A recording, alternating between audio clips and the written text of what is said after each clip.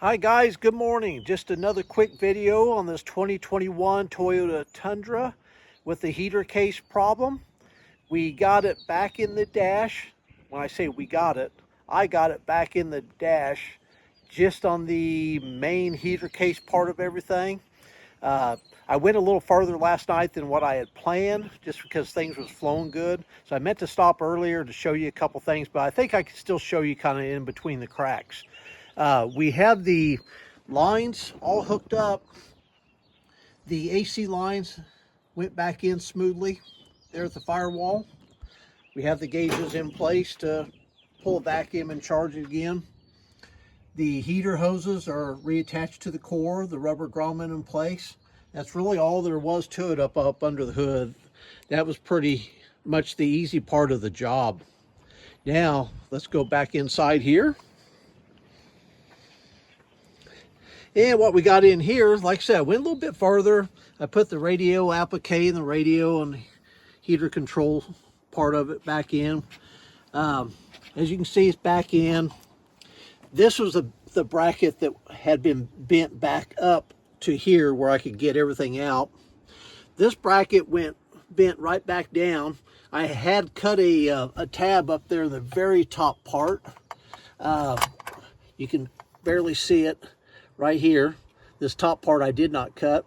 So that could, if we have a noise or a pop, I'll probably come back in here and put a spot weld there. But I decided not to even tab it or anything or put any kind of anchor there, because with it fastening to the floor pan on the hump, it's not going anywhere. It does support the case on this side, and you can see a bolt right up through this area right here. See that bolt? Can't really probably see it very good with the sun shining on the, there it is. And then there's another one down in there. It does support that side of the case, but you also have this support right down here, and you have this support up here.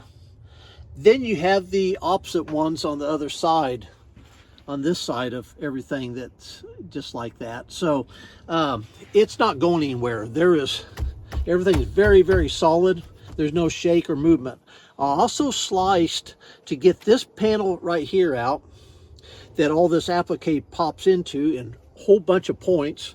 I sliced the plastic part of the dash right here, and right up in here, just a little slice, and a little slice, and something about like this over there on that side. Not quite as long of a slice. This panel is bolted down to the infrastructure of this. So it wasn't going anywhere even with that. You see there's some flex right here. But by the time we get all the appliques popped in, that will help hold that. So it's really not necessary to glue anything or tab it, in my opinion. If you're doing it yourself and you think it is, then do it. But at this point, till we drive it and make sure there's no popping or snapping from the vehicle flexing, I would say it's not necessary. And this way we've done it, now this vehicle could be taken apart from here over in this area in about 4 to 5 hours. This heater case could be out instead of 12. You do have to remove the shifter assembly and place it back here, but you would not have to pull the rear part of the console to do this. That shifter could lay over back in that area and be far enough out of the way. You would also not have to unbolt the driver's seat or drop the steering column. You would probably want to at least loosen the bolts over there on that A-pillar to where the dash would have enough room to move back on this side. About 2 inches is absolutely necessary, unless you want to cut this main bar that goes across, which I would not recommend that at all, because that's a structural piece. So what I did, I went hooked into this hole right here with a ratchet strap hook, and I ran it over to the striker for the door, and I just ratcheted it with my hands, and this dash moved back about 2 inches. Then I crawled up under the strap and weaseled this thing out, and I had plenty of room. once I got to that point. It cuts up your hands. I'm healing up a little bit. Whoops. It cuts you up a little bit. So if you want to wear some really tight gloves or something, you don't want to wear baggy gloves. There's not enough room. It's possible.